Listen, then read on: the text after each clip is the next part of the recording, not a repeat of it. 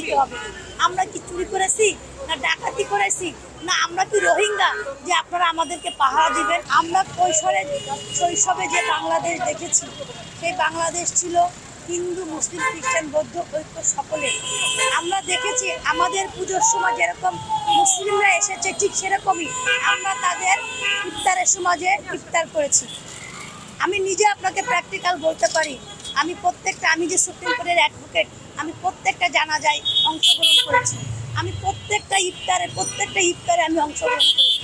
ঠিক আমাদের সাথে সেরকমই আমাদের যখন হোলি খেলা হয়েছে কিংবা আমাদের যখন সিঁদুর খেলা হয়েছে, অনেক মুসলিম বোনেরা আমাদের সাথে অংশগ্রহণ করেছে। এটা আমরা আজ থেকে করি নাই, আমাদের শৈশব থেকেই আমরা এরকম পালন করে আসছি। বিগত দিনে আমরা আরও সুন্দরভাবে এই যে পূজা উদযাপনগুলো করেছি। আমাদের কিন্তু মন্দিরে কখনো পাহারা দেওয়া লাগে না, কিংবা এখন কি আপনাদের মসজিদে পাহারা দেওয়া লাগতেছে না? তাহলে এখন কেন এই দেশ স্বাধীন হয়েছে 24 সালে আমাদের পাহারা দিতে হবে? আমরা কি চুরি করেছি, না ডাকাতি করেছি, না আমরা কি রোহিঙ্গা যে আপনারা আমাদেরকে পাহারা দিবেন? আমি এই বাংলাদেশ দেখিনি, আমি শুনেছিলাম 1971 সালে এরকম ঘটনা ঘটেছিল। 1971 সালে যখন দেশ স্বাধীন হয়েছিল তখন এরকমই হয়েছিল। আমার বাবা মার কাছ থেকে আমার শোনা গল্প, দিদিমাদের কাছ থেকে শোনা গল্প যে হিন্দুরা তখন নির্যাতিত হয়েছিল। 1924 সালে নাকি দেশ স্বাধীন হয়েছে, এখন স্বচক্ষে দেখছি হিন্দুরা নির্যাতিত হয়েছে। কিন্তু আমি যে বাংলাদেশ দেখেছি, সেই বাংলাদেশে দেখেছি হিন্দু, মুসলিম, খ্রিস্টান, বৌদ্ধ ঐক্য সকলে একত্রিত হয়ে জীবনযাপন করেছে। আমরা যেরকম জানাজায় অংশগ্রহণ করেছি, তারাও আমাদের মৃত্যুতে অংশগ্রহণ করেছে। আমরা যেরকম তাদের ইফতারে অংশগ্রহণ করেছি, তারাও আমাদের পুজোতে অংশগ্রহণ করেছি। আমি সেই বাংলাদেশ দেখেছি।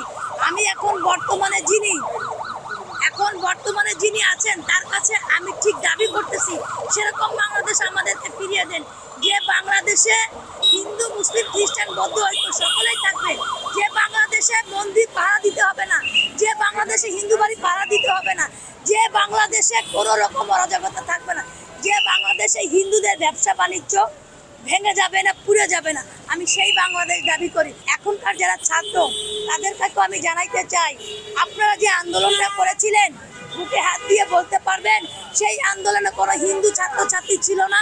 সেই আন্দোলনে কিন্তু হিন্দু ছাত্রছাত্রী ছিল। তাহলে আপনারা যখন দেশটা স্বাধীন করেছেন, তখন কেন হিন্দুদের পরাধীন করতে চান? আপনারা যখন শপথ নিলেন, সেই শপথে কি হিন্দুদের গীতা পাঠটা করিয়েছিলেন? করেন নাই। তাহলে আপনারা কি বুঝাইলেন? শুধু মুসলমান ছাত্ররাই কি দেশ স্বাধীন করেছে? হিন্দু ছাত্ররা দেশ স্বাধীন করে নাই? শুধু কি মুসলমানেরাই বাংলাদেশ, হিন্দুদের বাংলাদেশ না? আমরা এরকম বাংলাদেশ চাই না। আমরা তেমন বাংলাদেশ চাই যে বাংলাদেশে আমরা দেখতে অভ্যস্ত। একটা অনুষ্ঠান হয়েছে, প্রথমে কোরআন তেলাওয়াত হয়েছে, তারপরে গীতা পাঠ হয়েছে, বাইবেল পাঠ হয়েছে, যে বাংলাদেশে হিন্দু, বৌদ্ধ, খ্রিস্টান ঐক্য সকলেই একত্রিত হয়েছে এবং সবাইকে বুঝিয়ে দিয়েছে এটা বাংলাদেশ। সংবাদ, ফিচার ও অনুষ্ঠানের জন্য ভিজিট করুন সংবাদ প্রকাশের ওয়েবসাইট এবং যুক্ত থাকুন ফেসবুক পেজ ও ইউটিউব চ্যানেলের সঙ্গে।